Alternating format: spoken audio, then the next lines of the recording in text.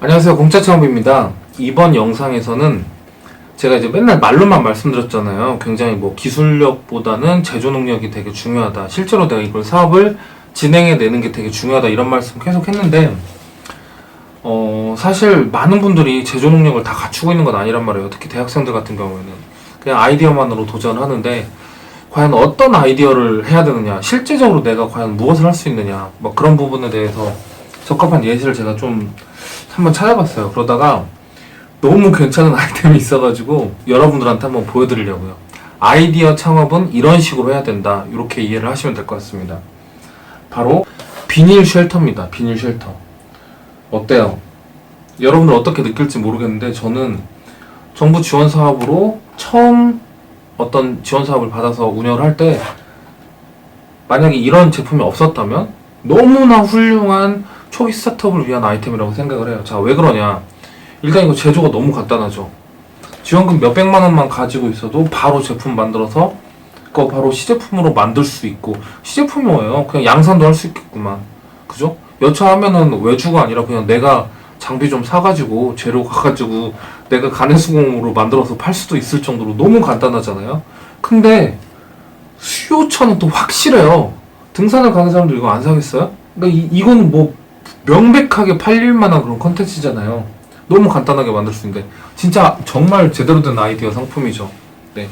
이런 거 만약에 지원 못 받는다고요? 아니에요. 이런 거 비즈니스 모델 확실하잖아요. 그쵸? 심사위원도 안단 말이에요. 이거 팔릴지 안 팔릴지 이미지만 보고도 알잖아요. 그래서 이런 거 만들어가지고 지원 사업 받아가지고 성공을 하기에 굉장히 좋은 아이템이죠. 그런데 이제 무조건 좋은 게 있으면 단점도 있죠. 이 아이템은 굉장히 큰 단점이 있거든요.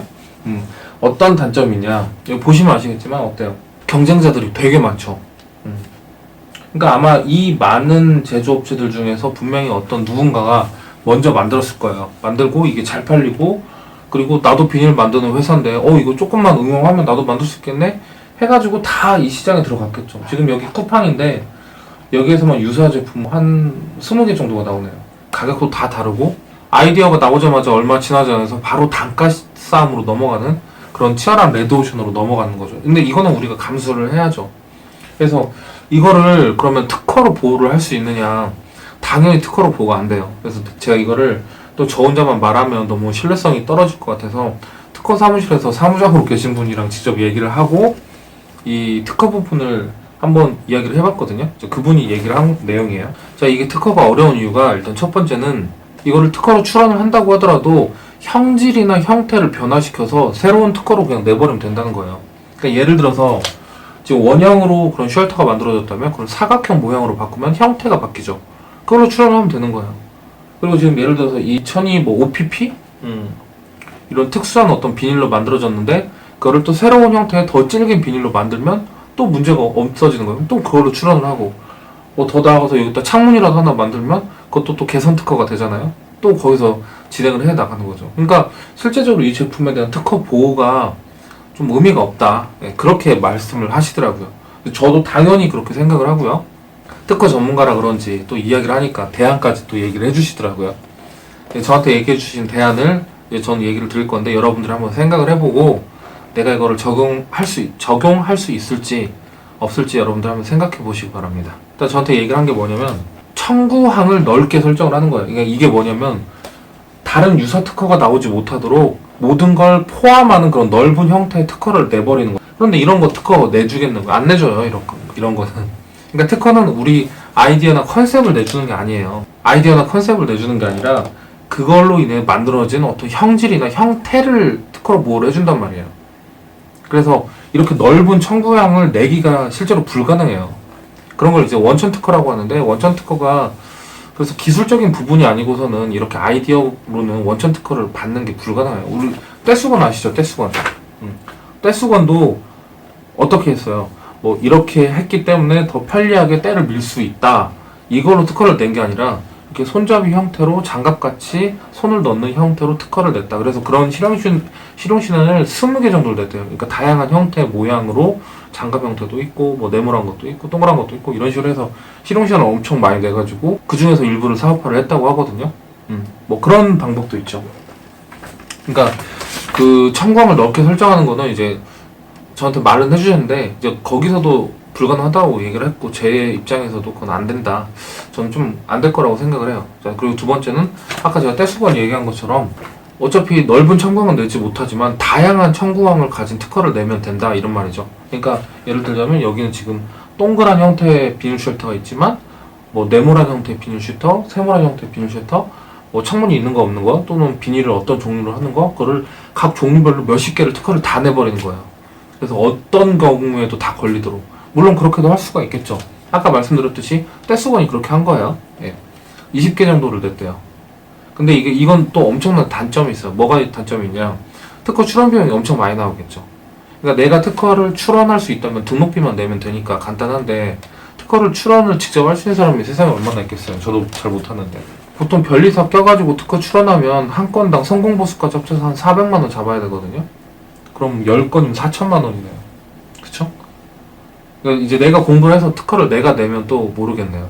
그래서 그러한 문제점에 대한 대안은 과연 뭐가 있을까? 특허적인 측면에서 저한테 얘기한 대안이에요. 자, 뭐냐면 1세대 제품이랑 2세대 제품을 특허를 같이 내라는 거야. 그 다음에 1세대 제품을 먼저 시장에 출시하고 그걸 보고 경쟁자들이 막 따라할 거 아니에요? 그럼 경쟁자들이 나왔을 때 이미 나는 이제 2세대를 또 먼저 내는 거죠. 그러니까 딱 한 걸음만 먼저 가는 거야. 한 걸음만. 그런 과정에서 나는 이제 브랜드를 계속 획득해 나가는 거예요. 그러니까 이게 삼성이 했던 전략이랑 되게 비슷하죠. 삼성이 반도체를 만들 때 이미 다음 세대의 어떤 기술적인 진보는 이미 다 만들어 놨다는 거예요. 만들어 놨는데 단지 출시만 안 하고 있는 거죠. 그러다가 이제 경쟁 업체가 그 다음 세대 거 버전을 출시를 하면 곧바로 앞장서서 그보다 약간 더 나은 거를 그냥 바로 출시를 해버린다는 거죠. 그럼 이제 경쟁 업체 입장에서 뭐가 되냐? 그 제품을 만들기 위해서 굉장히 많은 비용을 들였을 거 아니에요. 그런데 이제 삼성이라는 업체가 바로 그 따라잡은 제품을 기다렸다는 듯이 그렇게 내버리니까 자기네들에게 코스트가 생겨버리는 거죠. 그런 식으로 해서 경쟁업체를 무너뜨렸다 이런 이야기도 있으니까 뭐 그런 비슷한 컨셉으로 이제 저한테 얘기를 해주신 거예요. 저는 이제 특허를 이용한다면 그것도 괜찮은 방법이다라고 생각을 해요. 자, 그런데 이제 제가 생각하기엔 그 대안도 좀 문제가 있어. 왜냐면 그러면 계속 건발건으로 특허를 계속 내야잖아요. 그리고 나서 지난번에 냈던 특허는 다시 또 사라지는 개념이 되는 거고. 그러면은 특허 한 건이 400만 원이고 그리고 한 건 진행이 되는 게 거의 1년 가까이 진행이 걸린단 말이에요. 그러면은 시장에서 초기에 빠르게 진입을 해야 되는데 그거를 못 할 수가 있단 말이에요. 그래서 제가 이제부터는 제 개인적으로 생각하는 대안입니다. 제 개인적으로 생각하는 대안은 내가 제조 능력을 갖춰버리는 거예요. 이거는 여러분들 보시면 아시겠지만 제조 능력이 별 필요가 없어요. 되게 간단하잖아요. 뭐 이거 제조하는데 얼마나 걸리겠어요. 그쵸? 여차하면 그냥 비닐 사가지고 내가 이렇게 가내수공업으로도 할 수 있는 거죠. 그쵸? 그러니까 기계 하나만 사도 이렇게 충분히 만들 수 있을 만한 그런 제품이기 때문에 내가 제조 능력을 갖춰서 그래서 단가적인 부분에서 우위를 점해서 그 시장을 이끌어 나가라는 거야. 그게 이제 제가 제시하는 첫 번째 대안이고, 적어도 이게 뭐 경쟁업체가 밀리더라도 제조 능력이라도 계속 유지를 하게 되잖아요. 그러면 차후적으로 어떤 또 기회를 모색할 수도 있단 말이에요. 자, 그리고 제가 제안한 두 번째는 그냥 이 회사 자체가 아이디어 팩토리로 계속 나가는 거야. 그러니까 이거는 진짜 순수하게 아이디어 제품이잖아요. 그러니까 계속해서 이런 형태의 완전 신선한 아이디어를 계속 내보내는 거예요. 계속. 그래서 나는 경쟁자가 생기고 내가 마진이 없어질 때까지만 파는 거예요. 그게 어려울 것 같지만 막상 아이디어를 내는 것도 어떤 시스템화 할 수가 있거든요.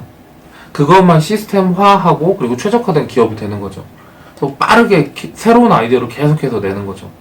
그리고 그러면서 이제 제품도 팔면서 동시에 이 회사는 아이디어 회사구나라는 그런 브랜드를 계속 확보를 해 나가는 거죠. 그럼 나중에 이제 자기 브랜드로 특허까지 내는 그런 경쟁력 있는 제품도 만들 수가 있겠죠. 그런 방법이 있는 거죠. 그래서 제가 오늘 이 비닐 쉘터에 대해서 장점, 단점, 그리고 특허 부분에 있어서의 한계, 그리고 대안까지 다 이야기를 해드렸거든요. 저는 이제 개인적으로 생각하기에 초기 창업을 하시는 분들은 아이디어 제품이라면 이런 거를 먼저 해서 성공을 맛보기를 좀 추천을 드려요. 참 좋은 아이디어, 그쵸? 자, 오늘 방송 여기서 마치도록 하겠습니다. 감사합니다.